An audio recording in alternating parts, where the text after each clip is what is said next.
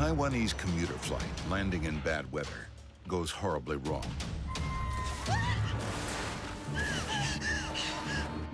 TransAsia 222, do you copy?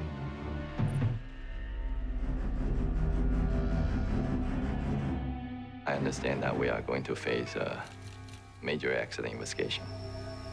People are saying that the typhoon caused the crash. Speculation on a cause runs rampant. What was the minimum descent altitude? But the evidence points investigators in a troubling direction. Unfortunately, the pilots perished in this accident, so it's impossible to ask them after the fact what was going on. Ladies and gentlemen, we are starting our approach. We lost both engines. Mask of the alert. Emergency descent. Brace for impact! Take the last one. Investigation started. It's gonna crash!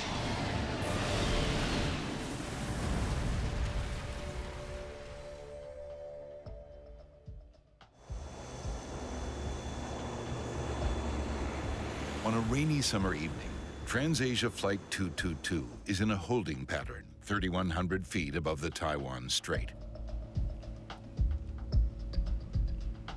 The pilot flying is Captain Li Yi Liang. Heading 240. He's a former military pilot with 22 years of commercial experience. TransAsia 222, heading 240. First Officer Chiang Quan-shing is the pilot monitoring. He's been in the job for just 2.5 years. TransAsia 222, heading 240, approved.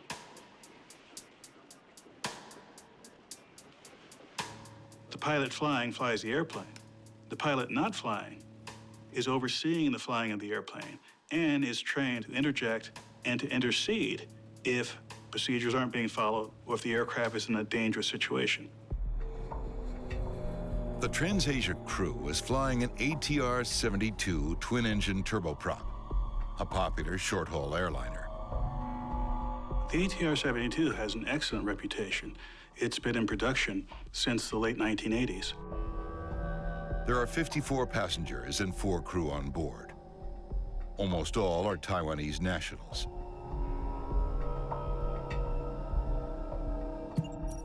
Flight 222 departed from Kaohsiung City, the second largest city in Taiwan. It's headed for Ma Gong in the Penghu Archipelago, a popular Taiwanese vacation spot. When we hear Penghu and Magong, we think of summertime and going to the sea and lots of tourists.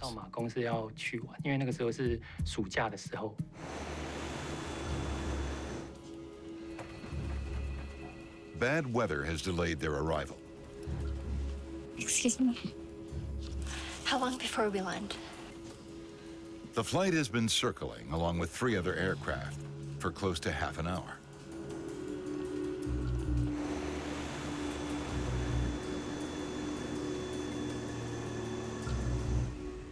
The delay is the result of Typhoon Matmo.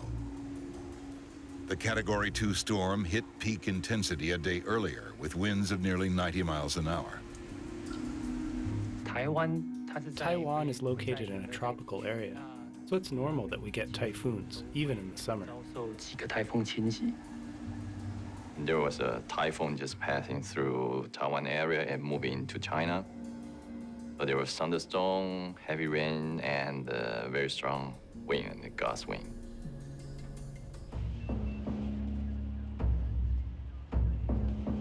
But now, the weather in Ma Gong is starting to improve, so air traffic control starts bringing in the circling planes. Uniair 7647, Magong runway 20 now open. Visibility 1,600 meters. State your intention. Uniair 7647, request runway 20, approach.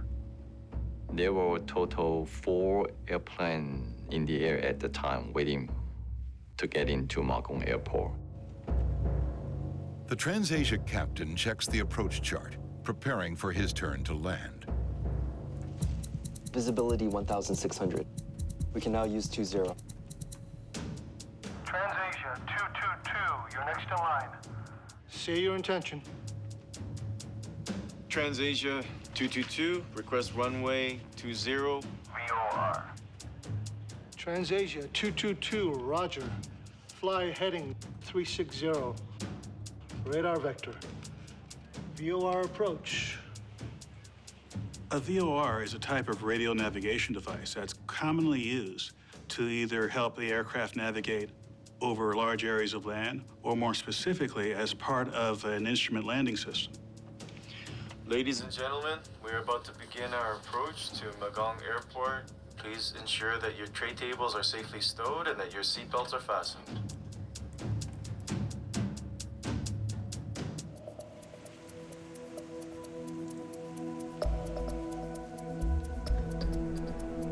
Uniair 7647, clear to land. The first of 4 flights waiting to land has now been cleared and will soon be on the ground. Magong Tower, TransAsia 222. 8 miles from airport for VOR runway 20. TransAsia 222, Magong Tower, runway 20, continue approach.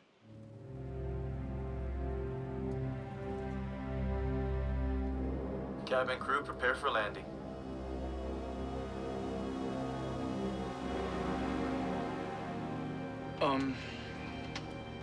Passing 5 miles. Okay, flat 15. One of the biggest differences between pilots who do short-haul flights versus pilots who do much longer flights is quite simply the short-haul pilots will have more takeoffs and landings. Speed check.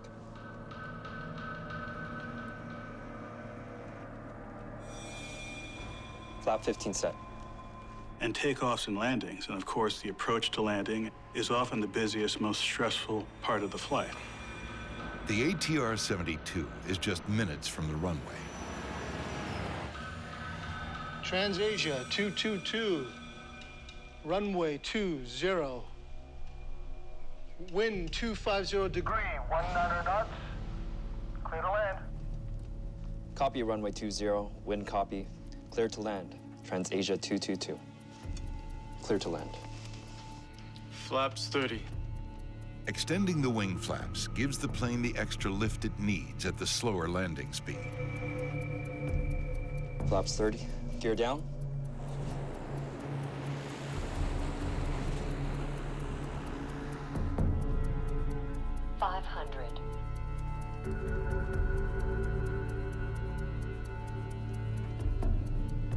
Um, 300. Set altitude 300. The captain calls out an altitude for his first officer to dial into the autopilot. Altitude set 300.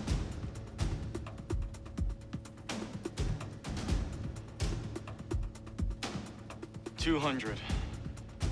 The captain decides to go lower. The plane is now less than 30 seconds from the ground.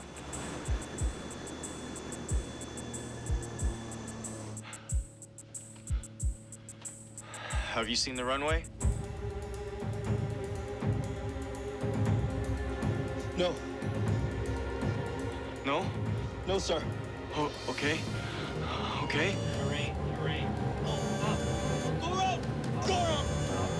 The captain tries to abort the landing and climb out.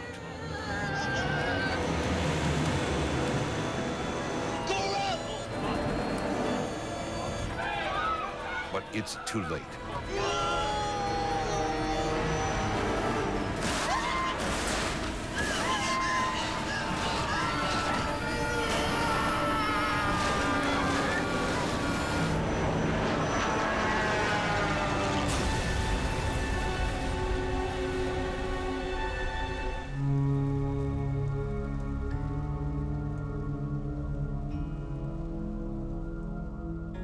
TransAsia Flight 222 has crashed into the village of Shishi, less than a mile from the Taiwanese airport where it was scheduled to land.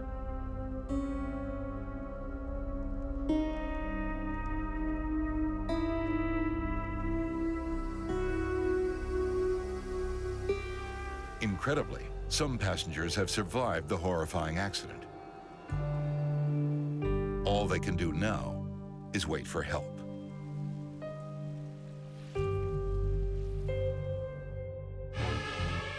Taiwanese rescuers raced to the crash site of TransAsia Flight 222. They soon discover that of the 58 people who were on board, 48 are dead.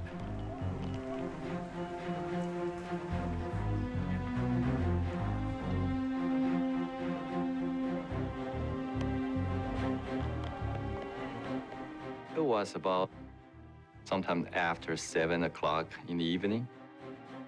I was watching the news, and then there's the breaking news headline on the TV. Thomas Wang of Taiwan's Aviation Safety Council will lead the investigation into the puzzling crash. When I see the image coming out from news, then I understand that we are going to face a major accident investigation. Relatives of passengers and crew gather at nearby hospitals for news about the fate of their loved ones.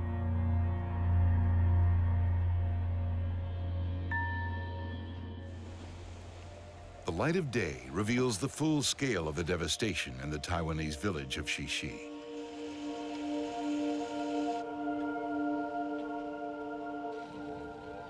The fiery crash of TransAsia 222 not only killed 48 people on board the plane, it also injured 5 villagers. The small community is reeling. When we arrived at the crash site, all the victims, they were all been to the hospital already. So we can only see the wreckage and several houses being destroyed by the airplane. In the beginning, we do not understand why the aircraft, while flying into a residential area instead of landing on the runway. Wang knows that all across Taiwan, people will soon be demanding answers. We are looking for evidence to help us to explain why the aircraft crashed.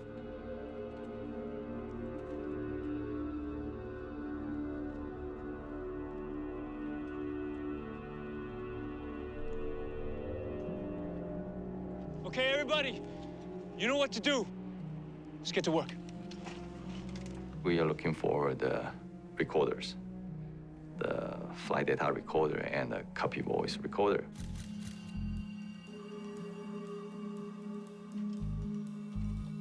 They also hope to find the plane's flight controls and the 2 engines. We are looking for any evidence can show us that whether there's any malfunction. As the salvage team gathers the wreckage, investigators begin mapping the crash site. Show me on the map here. It's then that they make their first major discovery. Okay, thank you very much.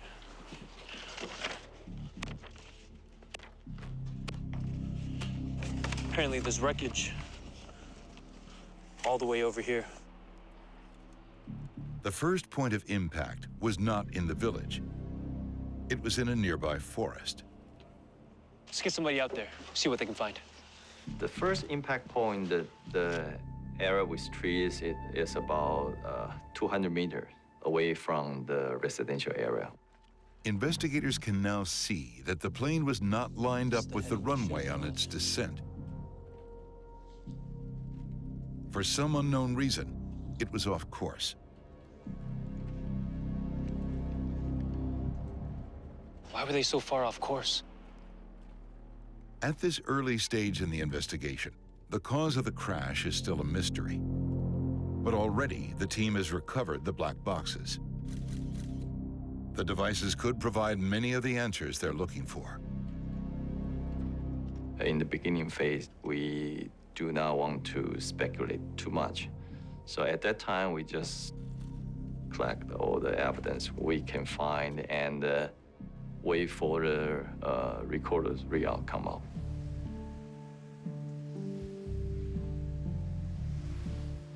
At investigation headquarters in Taipei, the team begins sorting evidence while they wait to see what the black box data will reveal about the TransAsia crash. What have you found? But already, media reports are filled with speculation. People are saying that the typhoon caused the crash. Well, let's see what effect the typhoon had.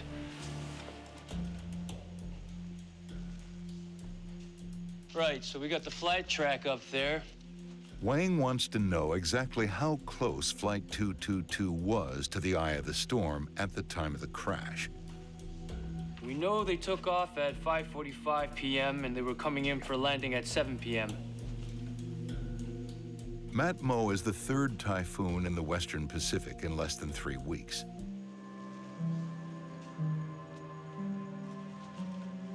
This doesn't look like it was the typhoon. The weather data shows that at the time of the crash, the typhoon was 142 nautical miles northwest of Penghu and moving away from the islands. Typhoon was almost out of range. Ma Gong was not in the eye of the storm.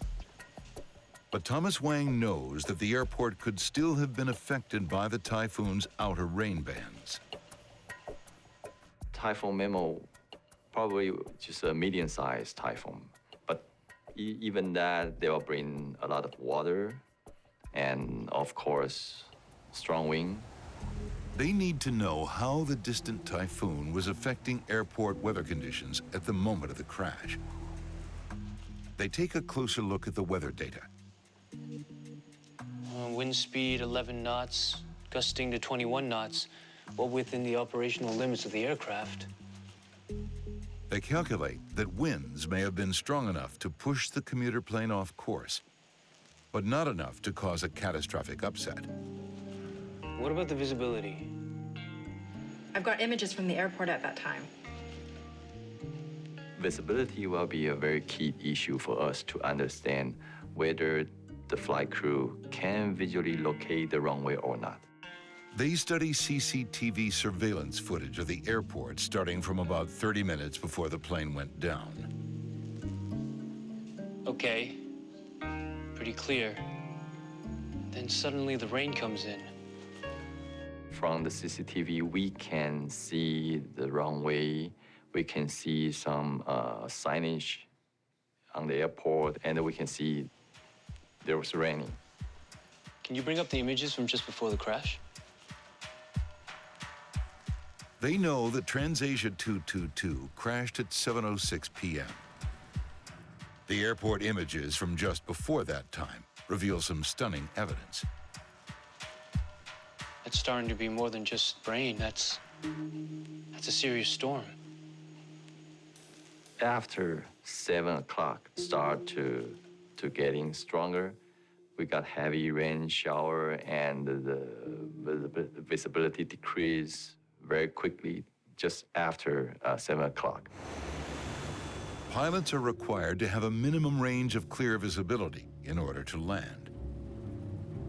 Investigators estimate that at the time of the crash, visibility was so limited, the TransAsia crew would not have been able to see the runway until they were practically on top of it. Visibility can't be more than a couple hundred meters. How could they have been allowed to land?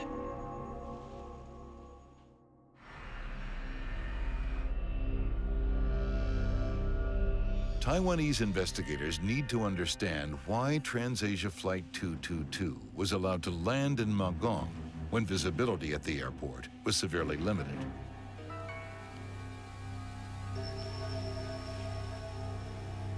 Visibility was no more than 500 meters.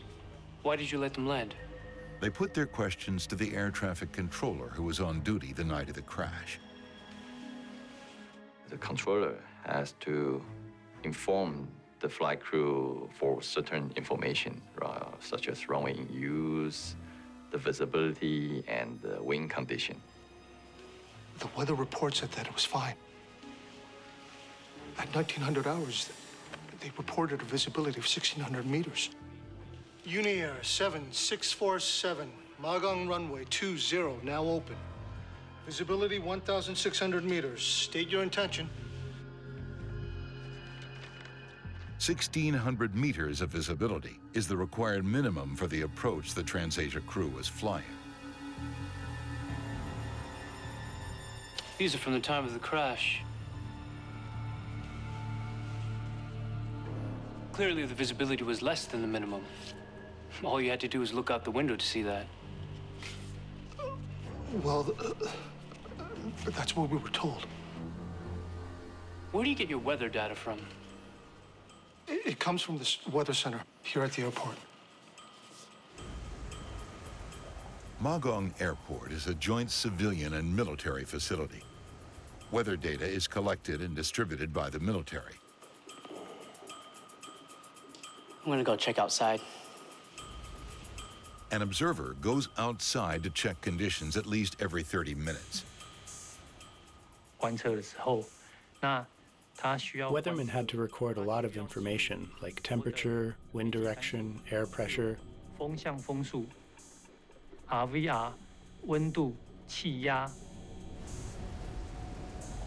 Investigators learned that at 6:58 on the evening of the crash, 8 minutes before the fatal impact, the weather observer returned to the office after checking conditions. It's raining harder out there, but visibility is still fine. The visibility at the time the flight crew decided to land on that runway was within limits. Good evening, air traffic control. Local observations. Visibility of 1,600 meters through thunderstorm rain. Scattered clouds for 200 feet.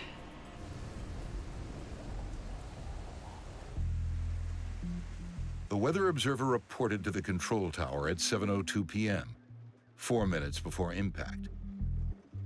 At the same time, the rain picked up in intensity. During the approach, visibility worsened. I'm going out again to do another check. The visibility was decreasing from 1,600 feet to 800 feet, all the way down to 500 feet because the heavy rain. By the time the controller received the updated report at 7:10, it was already too late. TransAsia 222, do you copy?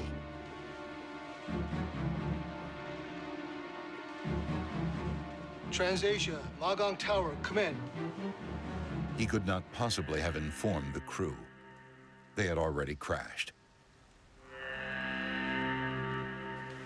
Thanks very much for your time. It's now clear that weather conditions at Magong Airport changed rapidly in the minutes before the crash. But for Thomas Wang, a delayed weather report does not explain the disaster. Altitude set 300.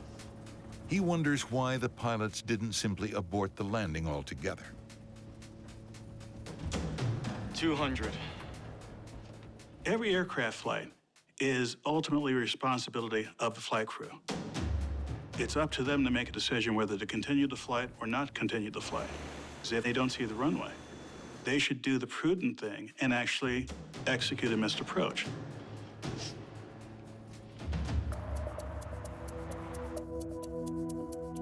At a nearby hangar, investigators sift through the remains of TransAsia Flight 222.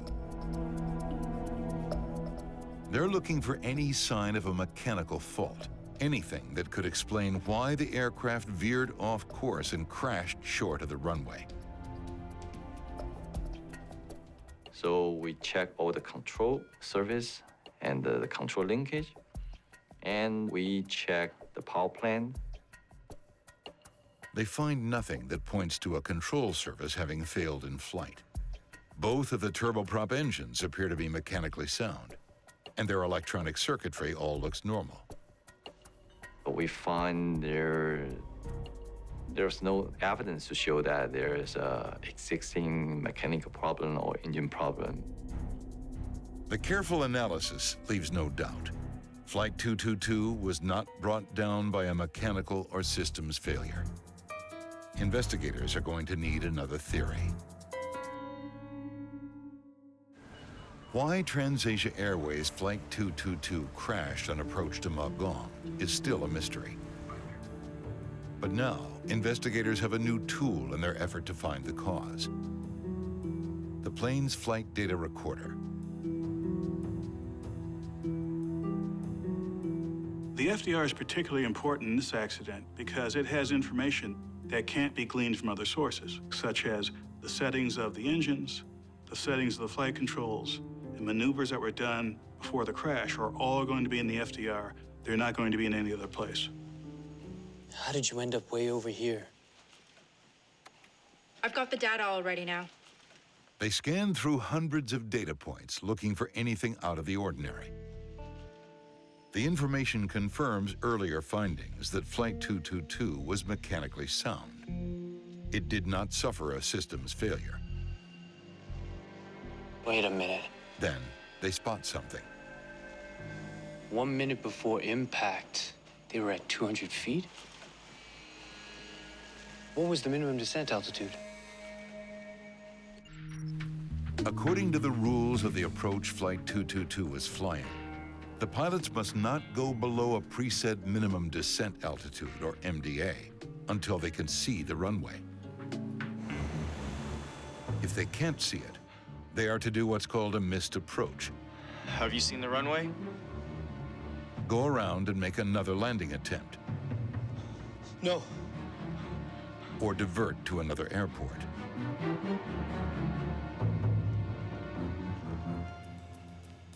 It says the minimum descent altitude was 330 feet. The minimum descent altitude is something that's computed ahead of time by the civil aviation authorities based on the objects on the ground, the terrain, and other hazards that are around that runway. Take a look at this. Wang can see that for almost 14 seconds, the aircraft holds at 200 feet, well below the minimum altitude. The weather data suggests the pilots wouldn't have been able to see the runway from where they were. If the visibility was so bad, why did they ignore the MDA? Why would they do this? We need to hear what was going on in that cockpit. While investigators struggle to understand what went wrong aboard TransAsia 222, Taiwan is in mourning for the 48 lives lost in the crash.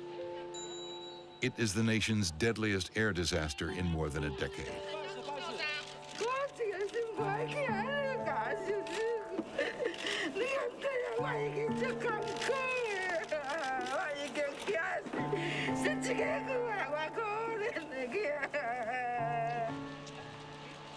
Vincent Lin, chairman of TransAsia Airways, tries to ease the pain felt by relatives of the victims. 没有人能够想象会发生的意外，所以我们现在最重要的东西还是先把该处理的事情处理好，剩下的这个东西不是我们现在正在在意的事情。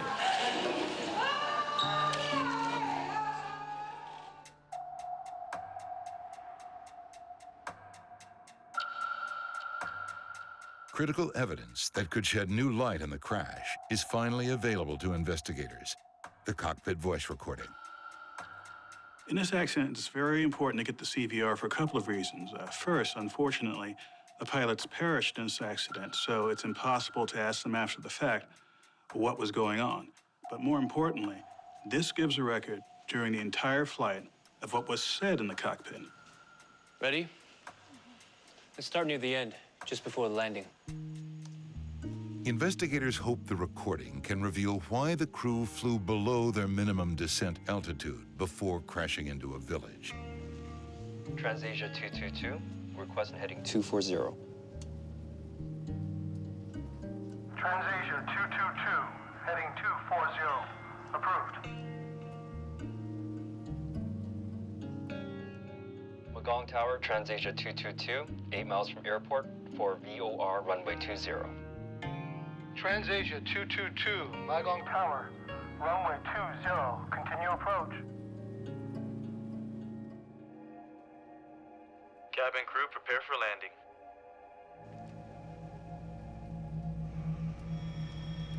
Flap 15 set. Soon, investigators hear something unexpected. Gear down. Okay. Before landing checklist. Gear down. Flaps 30.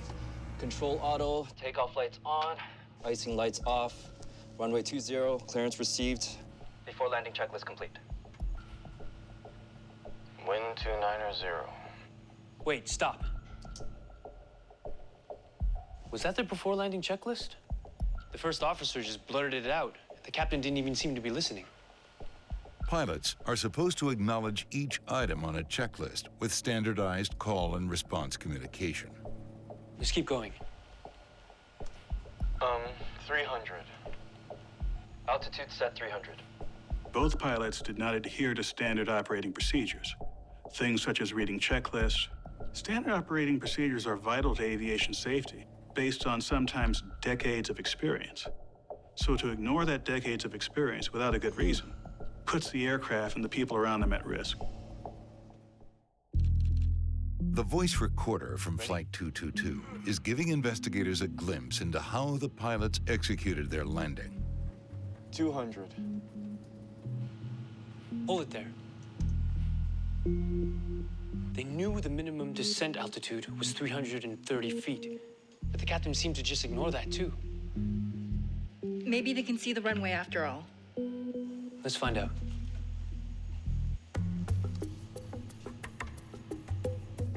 While approaching 200 feet, they disengage the autopilot. Disengaged. The captain is now controlling his descent by hand. Turning off the autopilot simply means that they're turning off any automated flight functions, and the airplane is fully under manual control of the captain and the first officer. The investigators listen closely for any indication that the crew could actually see the runway ahead. Have you seen the runway? No, sir. When they descend to 200 feet, they are still looking for the runway. No? No, sir. Oh, okay. When they descend to 72 feet, they are still looking for the runway. It then takes the crew a full 13 seconds before they decide to take any action. Go around! Go around! Given the speed the aircraft was flying, they could have traversed several hundred meters in a 13-second span. The fact that they spent any time at all in that condition really increased the likelihood that they would hit the ground or hit an object on the ground. So we're pretty much sure they cannot see the runway, but they decide to just descend the aircraft, try to find the runway.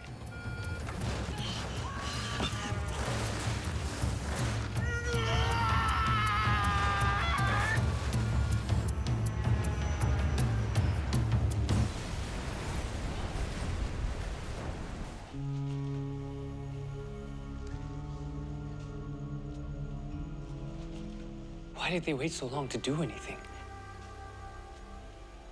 I want to hear it again, from the beginning. Anti-skid test? Check. They return to the CVR, scouring it for clues from early in the recording.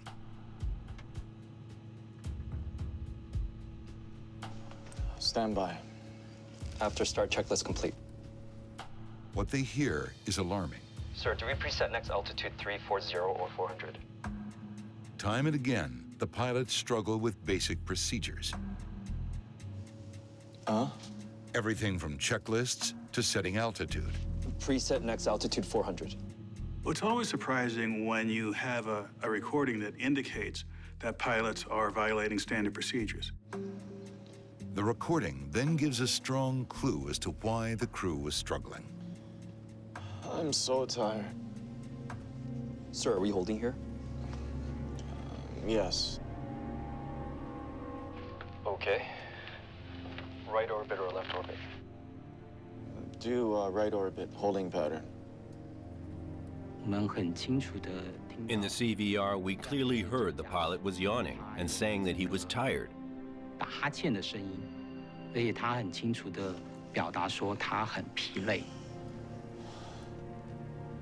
Given that the pilot was tired, as evidenced by the yawning, this implies that the pilot will not be as sharp when it comes to reacting to situations and to actually carrying out decisions once they're made. This will make it less likely that the crew as a whole will be able to respond to emergency situations. Why is he so tired?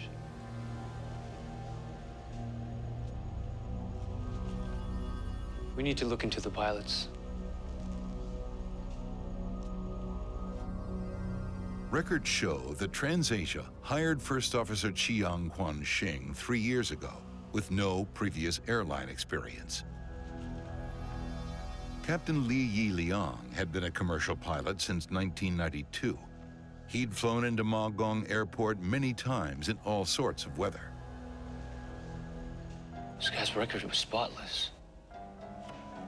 It's clear that the captain had much more experience flying than the first officer. It's when they look at the flight logs of the two pilots that they make an important discovery. We find that the flight crew accumulate a lot of flight time compared to other domestic airlines. The logs show that over the past 90 days, the captain flew 278 hours. The first officer, 264 hours. For the past 3 months, they flew an average of 6 flights a day. When an airline increases the frequency of flights, you may get into a situation where people are more fatigued, where people are flying beyond what is reasonable. 7 months into the TransAsia investigation, the airline is back in the news. Hello? What? Again? On February 4th, 2015, TransAsia Airways Flight 235 crashes into a river shortly after takeoff from Taipei's Songshan Airport. Only 14 of the 57 people on board survive. It's the same aircraft type and the same airline in the same country. My initial reaction was, how can there be another huge accident? What is going on at TransAsia? Taiwan's TransAsia Airways has suffered 2 fatal accidents in 7 months. Investigators can't help but wonder, is there a systemic problem with the company? My first thought was that a relatively small airline to have 2 apparently independent accidents in such a short space of time. But upon further review, looking at some of the findings from the second accident, it turns out that there was actually some connectivity between the 2. Poring over financial records and other documents, they analyzed TransAsia's corporate history. This company's been expanding rapidly. This airline was expanding the routes that they were flying on this particular aircraft. At the same time, they weren't expanding the number of pilots to keep up with that. So as a result, the pilots who had been flying the ATR-72 were being given more flight segments and more work, in other words. Some of these pilots were flying up to 8 flights a day. Employees complained to management about their workload. However, the management ignored their complaints and did nothing about the workload. Investigators now wonder, how did TransAsia's management practices affect their pilots? Okay, gentlemen, whenever you're strapped in, we'll start the simulation. Most importantly, how common was it for pilots to ignore standard operating procedures? They ask a group of the company's ATR-72 pilots to fly the route from Kaohsiung to Ma Gong in a simulator, with the added challenge of a nearby typhoon. We just sit in the jump seat and observe how the flight crew, they work together. To investigators' surprise, pilot after pilot fails to follow the proper procedures. Thank you very much for your time. It's a stunning discovery. Okay, we're done here.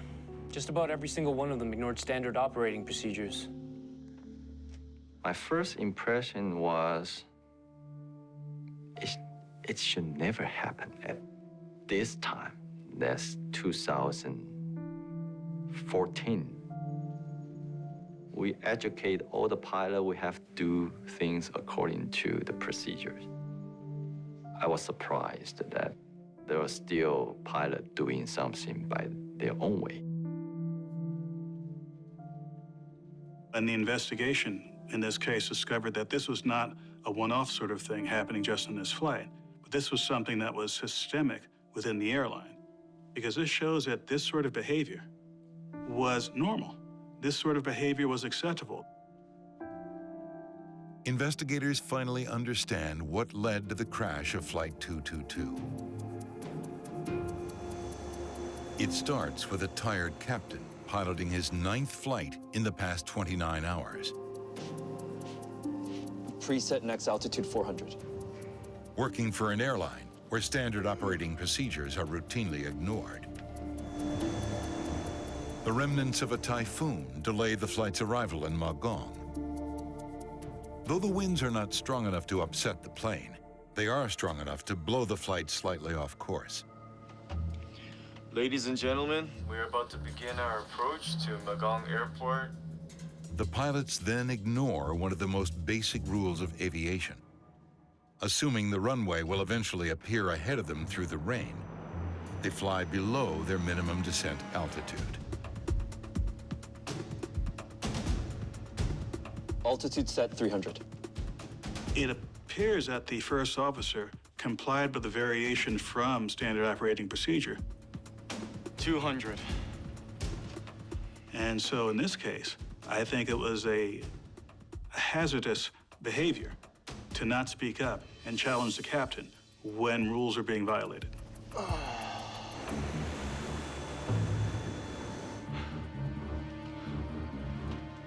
Have you seen the runway? No. Oblivious to how close they are to disaster, they drop low enough to hit a tree, sealing their fate.